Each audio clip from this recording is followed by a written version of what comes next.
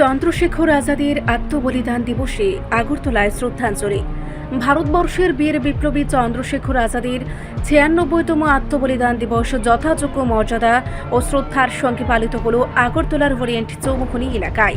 এদিনের কর্মসূচির আয়োজন করে এআইডিএসও, এআইএমএসএস এবং এআইডিওয়াইও।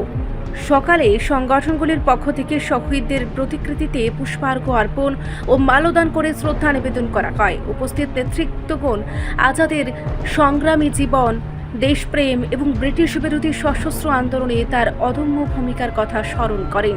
বক্তারা বলেন, চন্দ্রশেখর আজাদ ছিলেন আপোষহীন মনোভাব ও আত্মত্যাগের এক উজ্জ্বল দৃষ্টান্ত।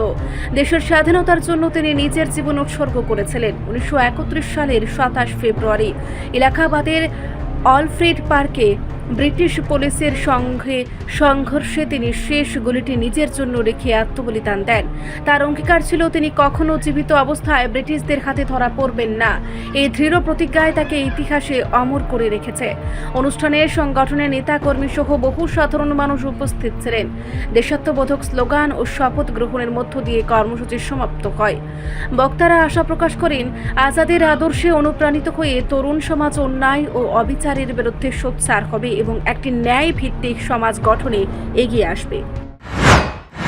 আন্দোলনের আপোষহীন ধারার মহান বিপ্লবী চন্দ্রশেখর আজাদের আজ ৯৬তম আত্মবলিদান দিবস। উত্তরপ্রদেশের ভাওরাই গ্রামে এই মহান বিপ্লবীর জন্ম।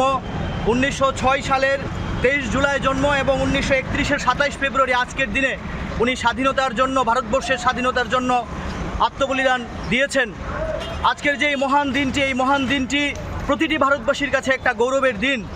আজকের এই দিনে ছাত্র সংগঠন এআইডিএসও, ডিআইও এবং এমএসএস যৌথভাবে সারা ভারতবর্ষে এই মহান বিপ্লবীকে আমরা স্মরণ করছি। উনার যে অসম সাহসিকতা, দেশপ্রেম, স্বাধীনতার জন্য যে উনার যে ব্যথা বেদনা, দেশকে পরাধীন থেকে মুক্ত করার জন্য এবং যে দেশের সাধারণ মানুষ কর্তৃক মানুষের যে শোষণ তা দূর করার জন্য এবং সমাজতন্ত্রের প্রতিও উনি আকৃষ্ট ছিলেন। এবং আপনারা জানেন, হিন্দুস্তান সোশ্যালিস্ট রিপাবলিকান অ্যাসোসিয়েশনের উনি চিফ ছিলেন। ভগৎ সিং যখন জেলে ছিল তখন ভগৎ সিংকে জেল থেকে মুক্তি করার জন্য উনার বলিষ্ঠভাবে ভগৎ সিংকে বলেছিলেন যে তুমি আমাদের দেশের জন্য দরকার। এই অসম সাহসিকতা নিয়ে উনি সেই সময় দেশের বিপ্লবী আন্দোলন পরিচালনা করেছিলেন এবং কাকুরি ষড়যন্ত্র মামলায় যে উনাকে ধরা হয়েছিল, এই যে স্বাধীনতা আন্দোলনে সেই সময় অর্থের প্রয়োজন ছিল, অস্ত্রশস্ত্রের প্রয়োজন ছিল। এই যে উনার নেতৃত্বে সেই দিন স্বাধীনতা আন্দোলনে অস্ত্রশস্ত্র এবং অর্থ যে যোগান উনি খুব গর্বের সাথে, সাহসিকতার সাথে উনি এই যোগান দিয়েছিলেন। এবং তার যে দেশপ্রেম, আজ আমরা দেখছি যে বিপ্লবী চন্দ্রশেখর আজাদের যে জীবন কাহিনী সহ আমাদের দেশের বরেণ্য মনীষীদের জীবন কাহিনী কিন্তু আজকে পাঠ্যপুস্তকে নেই। মাত্র 15 বছর বয়সে চন্দ্রশেখর আজাদকে জিজ্ঞেস করেছিল যে তোমার নাম কি? বলেছিল আজাদ। বলেছিল বাবার নাম কি? বলেছিল স্বাধীনতা। বাড়ি কোথায়? বলছিল জেলখানা। কী রকম সাহসিকতা নিয়ে মাত্র 15 বছর বয়সে অসহযোগ আন্দোলনের নেতৃত্ব চলাকালীন যে প্রশ্ন করেছিল সেই প্রশ্নের উত্তর এরকম দিয়েছিল এবং তিনি বলেছিলেন আমি আজাদ হয়েই থাকবো। ফলে এই যে দেশপ্রেম, উনার যে সাহসিকতা আজকে দেখুন পাঠ্যপুস্তকে না থাকার ফলে আমাদের দেশের প্রকৃত ইতিহাস আজকে নতুন প্রজন্মের ছেলেমেয়েরা আজকে জানছে না। তাই আমরা বিপ্লবী ছাত্র সংগঠন এআইডিএসের পক্ষ থেকে আমরা দাবি জানাচ্ছি যে আমাদের দেশের সমস্ত আপোষহীন ধারার সমস্ত বিপ্লবীদের জীবন কাহিনী পাঠ্যপুস্তকে অন্তর্ভুক্ত করতে হবে।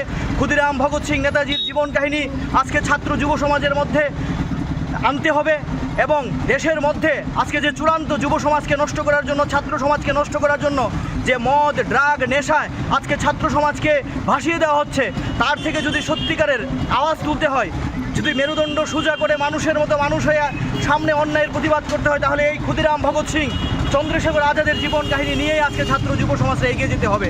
সেই ধারাবাহিকতা সামনে রেখেই চন্দ্রশেখর আজাদের জীবন কাহিনী আমরা আত্মস্থ করতে এবং ওনার মতো জীবন সংগ্রাম সমাজের মধ্যে প্রেরণ করার জন্যই ছাত্র সংগঠন ডিএসও, ডিআইও, এমএসএসের পক্ষ থেকে আজকের এই কর্মসূচি।